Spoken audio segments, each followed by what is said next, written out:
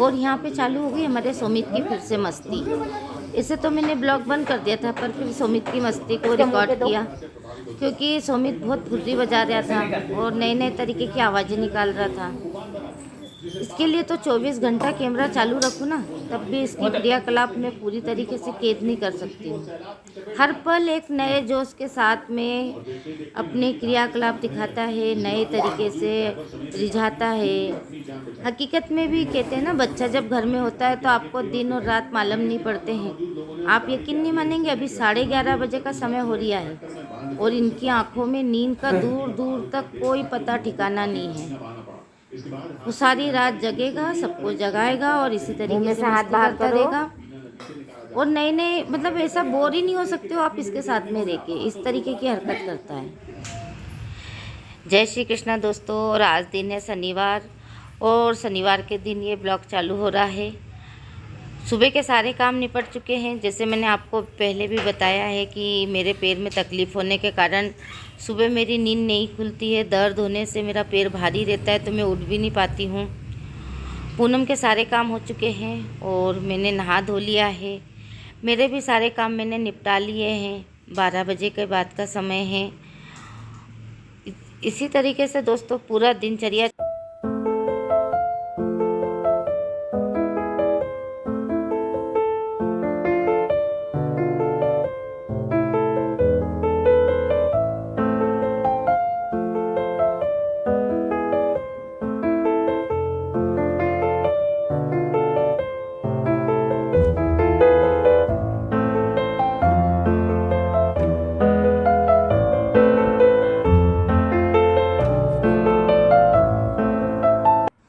और दोस्तों आप लोग देख रहे हैं कि जब से मेरा ऑपरेशन हुआ है, जब से मैंने बैठे बैठे ही सारे ब्लॉग बनाए हैं। हो सकता है कि मेरे ब्लॉग आपको पसंद आ भी रहे हों, नहीं भी आ रहे हों, पर मैं आपको एक बात बताना चाहती हूँ। मैं ब्लॉग बनाना बंद कर देती, पर इससे मेरा आत्मविश्वास कमज़ोर पड़ता और काफ़ी मेरे साथ में काफ़ी लोगों का आत्मविश्वास कमज़ोर पड़ता कि अरे यार, अगर अपन बीमार है तो अपन कुछ कर नहीं सकते हैं। और मैंने सिर्फ ब्लॉग बनाना इसलिए बंद नहीं करा कि देखिए, तकलीफ़ में भी आप खुश रहेंगे तो आप हमेशा सफल ही होंगे। एक एक्सीडेंट के बाद में इंसान बिस्तर में पड़ जाता है और वो सोचता है कि अरे अब मेरा क्या होगा, पर मैं ऐसा नहीं सोचती हूँ। मैं सोचती हूँ ये समय है, थोड़ा सा मुश्किल का समय है, कटेगा ही कटेगा। और जब कटेगा ना, तो मैं वापस से फिर से खड़ी होंगी, फिर से आगे चलूँगी, बढ़ूँगी। और अभी भी मैं अपने आप को इस तरीके से बिस्तर में पटक के नहीं रखती हूँ। थोड़े में थोड़ा उठती हूँ, बैठती हूँ, चलती हूँ, घूमती हूँ।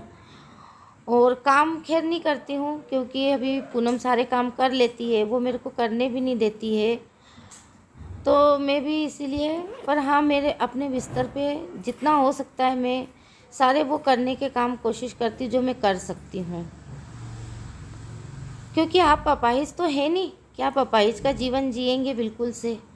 बैठने में मेरे को भी तकलीफ़ होती है। देखिए मेरे पैर में किस तरीके से लंबे करती हूँ, धीरे से आगे बढ़ाती हूँ। और अपने सारे काम इसीलिए मैं करती हूँ ताकि मेरे शरीर की जो स्फूर्ति है ना, वो कम नहीं हो, ख़त्म नहीं हो, और मैं किसी चीज़ के लिए पीछे नहीं हट जाऊँ। और देखिए सुमन भाभी आ गई हैं। सुमन भाभी काफ़ी दिनों बाद ब्लॉग में आ रही हैं, क्योंकि अभी आंसू आई हुई है, तो आंसू और बच्ची में ही पूरा समय निकल जाता है भाभी का। उनको फुर्सत ही नहीं मिल पाती आने की, और आई और चली गई।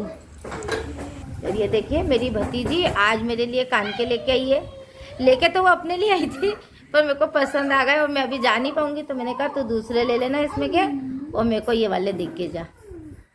बहुत सुंदर लग रहे हैं कान के। वैसे मेरे को अधिकतर ऐसे झाले थोड़ा लटकते हुए ही पसंद आते हैं,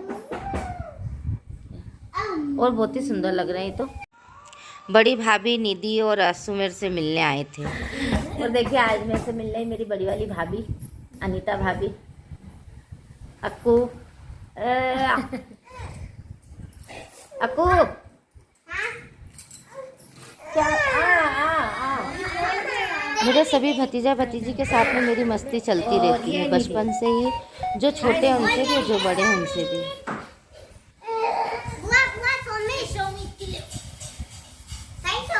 मैंने मेरी बुआ को गिफ्ट किया, तो मेरी बुआ ने भी मुझे गिफ्ट कर दिया। हाँ तो क्या खाली कान जाती के अच्छे नहीं लगते ना, इसलिए मैंने कहा पेन के हमारा स्वामी।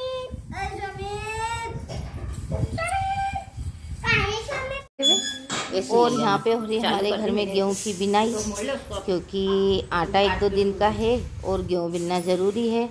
और ये आम लेके आए थे तो सभी लोग आम खा रहे थे। अक्कू को ज़्यादा ही पसंद थे तो अक्कू ने आम खाना चालू कर दिए। अनीता भाभी आई थी तो मैंने बोल दिया कि थोड़े से आप गेहूँ छान दो और पूनम बिन लेगी। फिर मैं भी बैठे बैठे क्या करती, संग में मैं भी बैठ गई, थोड़े थोड़े से गेहूँ बिन के और नाम कर लिया कि मैंने भी गेहूँ बिनाए हैं। और ये भी साइड पे से आ गए थे सब लोग। इनने खाना नहीं खाया, अभी मोनू की रास्ता देख रहे हैं। और अनीता भाभी को तो वापस जाना था, क्योंकि रोहित जी आने वाले थे तो बोले जी इसको बाज़ार भी जाना है, तो अब हम लोग जाएंगे। काफ़ी देर वो लोग रुके रहे मेरे पास में और 2, 2.5, 3 घंटे तक रहे। अच्छा लगा मेरी भाभी आई तो। भाभी कुछ भी हो, अपने व्यक्ति से आने का बहुत अलग मज़ा होता है। और देखिए हमारे सुमित जी,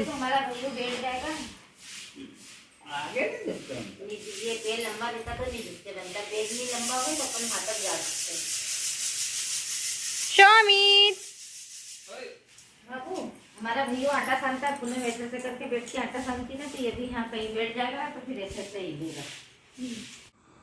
और गेहूँ बिनने के बाद में सारे काम निपटने के बाद में हमने कोई ब्लॉग नहीं बनाया। और ये रविवार के दिन की झलक है, जब सुबह सुबह पूनम झाड़ू पोछा कर रही थी। जब का है अभी पूनम पोछा लगा रही है, क्योंकि भैया के उठने के पहले उसने झाड़ू वगैरह तो लगा ली थी। और झाड़ू पोछा करने के बाद में वो नहाने जाएगी। और सुमित बिल्कुल भी इनके बिगड़ नहीं रह रहा था, तो इनने बोला कि तुम जल्दी से नहा के आ जाओ, तो फिर मेरे को साइड पे जाना है। अभी साइड चल रही है तो इनको जाना ही पड़ेगा। और पूनम ने सारे काम निपटा दिए हैं आज के, सुबह के जितने भी थे, चाय नाश्ता सबको करवा दिया है। और झाड़ू पोछा कर रही है, काफ़ी काम पड़ रहा है अभी उसको। और दोस्तों, जब आपको मालूम पड़ता है ना कि आपके व्यूअर्स बढ़ गए हैं, सब्सक्राइबर बढ़ गए हैं, तो बड़ी खुशी होती है। 2-3 दिन में मेरे 2-3 सब्सक्राइबर बढ़े हैं, मेरे को बड़ा अच्छा लगा। प्लीज़ इसी तरीके से सब्सक्राइब कीजिए। जब आप चैनल देखते हैं तभी लाइक कर दीजिए, थोड़ा सा पसंद आए तो ज़रूर लाइक कीजिए और नहीं पसंद आए तो डिसलाइक भी कीजिए। कमेंट्स करके बताइए कि क्या कमी है ब्लॉग में, तो उसको और निखारा जाए। और मैं आपको बहुत जल्दी ही 2-3 ब्लॉग ऐसे बनाने वाली हूँ आप लोगों के लिए, जिसमें कि आपको बहुत फ़ायदा होने वाला है। आप भी सोचेंगे कि हाँ, इन्होंने जो तरीका बताया है इससे काफ़ी फ़र्क पड़ता है। और आप अपनी आर्टिफिशियल ज्वेलरी कभी भी फेंकना नहीं पसंद करेंगे और उसे काफ़ी संभाल के रखेंगे। तो इंतज़ार कीजिए थोड़ा सा, और ज़रूर ये ब्लॉग मैं जल्दी से जल्दी बनाने की कोशिश करूँगी। और आप लोग भी राय दे सकते हैं कि मैं किस चीज़ पे ब्लॉग बनाऊँ। हाँ, अभी मैं आपको एक चीज़ और बताना चाहूँगी कि मैं 1-2 दिन में आपके लिए एक चीज़ और शेयर करना चाहूँगी कि मैं आपको थोड़ा सा अपने चलने का रूटीन भी दिखाना चाहूँगी कि मैं किस तरीके से चलती फिरती हूँ। उसके लिए क्या है कि कोई दूसरा व्यक्ति होना चाहिए जो कि कैमरा पकड़े, तो मैं चलूँ और वो शूटिंग कर ले। और अभी आप जानते हैं कि पूरी कैप्चर मैं ही करती हूँ। और मोनू से अभी एक दिन मैंने, मेरी दीदी हुनाए थे बेटवा से, मेरे ननंद और भांजी, तो मैंने मोनू से बोला कि मोनू तू इनकी रिकॉर्डिंग कर दे। तो मोनू ने इतनी गलत रिकॉर्डिंग कर दी कि वो एडिटिंग में लेने लायक ही नहीं रखी। इस तरीके से वो करा उसने, तो वो दिक्कत आ जाती है। बाल सूख जाते, तो इसलिए क्या है कि पहले उसको भी समझाना पड़ेगा अभी 1-2 बार कि मोनू इस तरीके से कैमरा पकड़ो। उसने उल्टे कैमरे की रिकॉर्डिंग कर दी, तो वो उसमें लेते ही नहीं बन रहा था कि अपन एडिटिंग में उसको जोड़ सकें। वो उसके रेसे मुंह में चले जाते हैं, खींचता है ना दांत से। तो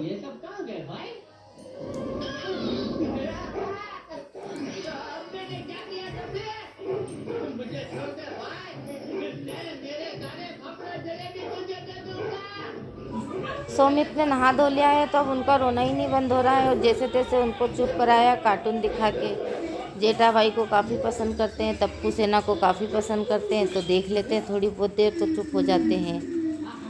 और हर चीज़ मुंह में भरना अभी इस समय पे कितना भी उसे समझाओ नहीं मानता है और मुंह में लेता है।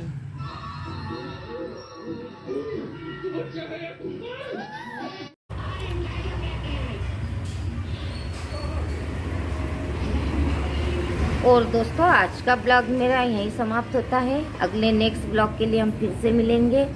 मेरे ब्लॉग देखने के लिए बहुत बहुत धन्यवाद।